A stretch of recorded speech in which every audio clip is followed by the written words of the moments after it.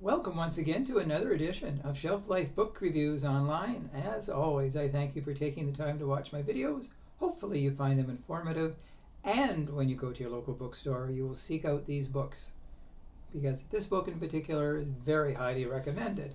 And the book of the day is The Forever Witness: How DNA and Genealogy Solved a Cold Case Double Murder. This is written by Edward Humes, and it's published by Dutton, and it retails for $37.99. One wonders if DNA was around in the time of Sherlock Holmes, how many more crimes he would have so easily solved.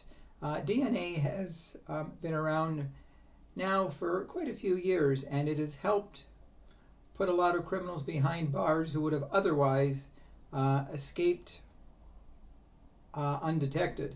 And in this book here, it's a fascinating look at a cold case that was solved 30 years later thanks to DNA.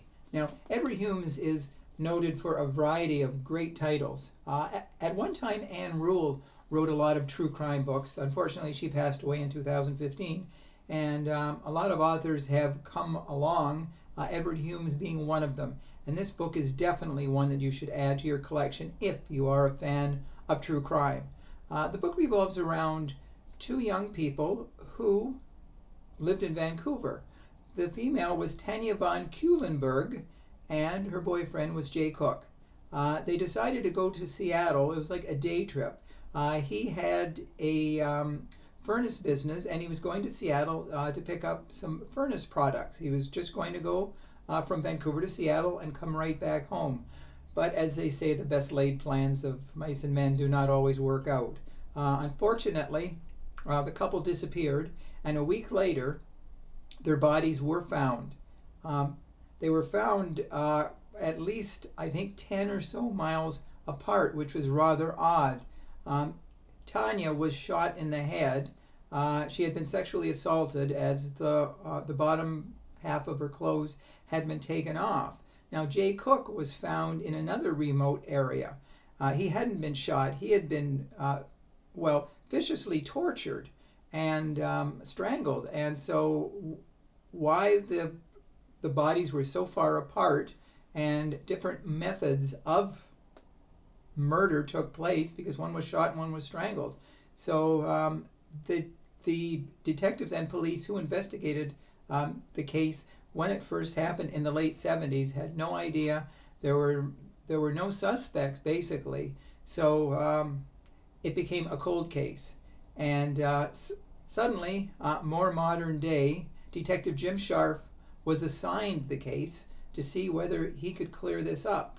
And thanks to DNA, there was a piece of evidence found of someone who had been a suspect. And it was sent to a lab. The lab was the Parabon Nano Lab. And it wasn't a lot to go on, but they linked it to William Earl Talbot II, and they knew he was the killer. Now, Jim Sharf also consulted with C.C. Moore. She was a genetic genealogist who was self-taught, and she was fascinated with DNA. And on her own, she solved well over 100 cases of cold cases where a suspect had, been allowed to get away, but through the linkage of the DNA, they were convicted and sent to jail. So the book is really interesting. It covers how, in other cases, DNA was used, and it helps solve crimes of, long-standing cold cases. Now, the book is truly fascinating as it goes through the court trial as well, too.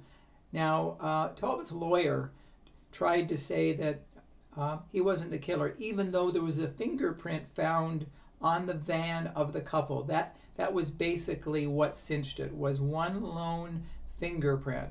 And he tried to, basically say, well, it wasn't, it was nothing to do with his client.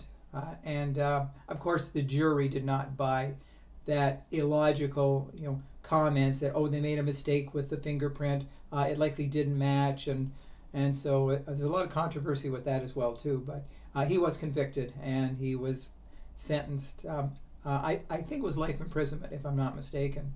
So if you like true crime books, The Forever Witness will definitely be indelibly imprinted forever in your psyche, because it is like a thrill a minute. It's almost reads like fiction, because it's a book you do not want to put down. Once you get into it and you find how the DNA worked and how they were trying to slowly, catch the man, and through the DNA, it was like all the cylinders clicked, and he was, as I said, convicted and sent to jail. So this is definitely a book that you should consider, you true crime fans. So please let me know if you agree with me. I always welcome your feedback, and I hope more of you will subscribe to my channels on YouTube and Facebook. So until we meet again, and we will, thanks again for your time. Stay safe and stay sane, and stay in touch, and keep reading those great books, because books are knowledge, and knowledge is power. So see you real soon. Bye for now.